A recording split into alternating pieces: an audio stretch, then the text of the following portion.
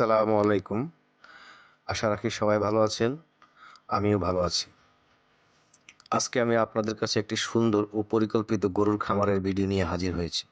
প্রিয় দর্শক, গরু এমন একটি প্রাণী যা সমগ্র পৃথিবীতে অর্থ ও ধনসম্পদের প্রতীক রূপে বিবেচনা করা হয়। একটি সুন্দর ও স্বাস্থ্যসম্মত আধুনিক খামার করার জন্য সবচেয়ে বেশি প্রয়োজন প্রত্যেকটি গরুর জন্য আলাদা আলাদা চৌবাচ্চা থাকতে হবে, গরুর গোসলের ব্যবস্থা রাখতে হবে, পয়ঃনিষ্কাশন এবং চিকিৎসা ও প্রজনন ব্যবস্থা সমুন্নত রাখতে হবে। উন্নত জাতের ষাঁড় পালনের জন্য পর্যাপ্ত পরিমাণে খাবারের ব্যবস্থা রাখতে হবে, যেমন গম, মুগ ডালের ভুসি, সয়াবিন খৈল, কাঁচা ঘাস, খড়, লবণ ও দানাদার খাদ্য। প্রিয় দর্শক, দেখতে পাচ্ছেন খুব সুন্দর ষাঁড়।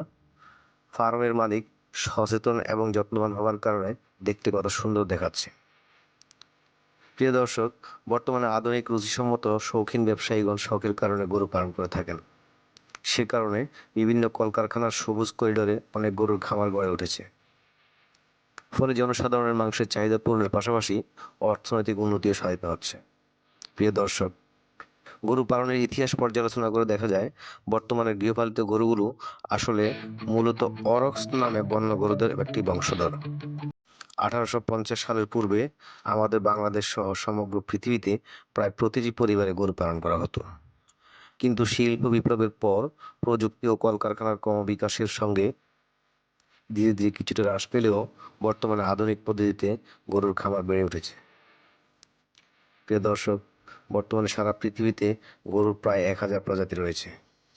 গরু কতটা শখের তা বোঝা যায় 2009 সালে একটি গরু বিক্রয় হয় প্রায় $1.2 মিলিয়ন বিনিময়ে। গরুটি ক্রয় করে রয়্যাল এগ্রিকালচার উইন্টার ফেয়ার নামে একটি সংস্থা। গরুটির নাম ছিল মিসি। প্রিয় দর্শক, মানুষ গরুকে ভালোবাসার কারণ গরুর মস্তিষ্কে আবেগ সৃষ্টি হয় মানুষের মতো, তারা মানুষের ভালোবাসা বুঝতে পারে। প্রিয় দর্শক, গাভী পালন সহজ হলেও ষাঁড় পালন একটু ঝুঁকিপূর্ণ বিষয়, তাই সবাই পারে না। তবে উদ্যোক্তাদেরকে প্রাণী সম্পদ অফিস থেকে কিছু সেফটি গাইডলাইন দেওয়া হয়। ক্যাটেল ফার্মিং এর ভাষায় যাকে বুল সেফটি বলা হয়। গরুর যে সকল সেরা প্রজাতি রয়েছে তার মধ্যে উল্লেখযোগ্য হচ্ছে Holstein Friesian, Jersey, Sahiwal, Sindhi, Brahma ও থারপারকার।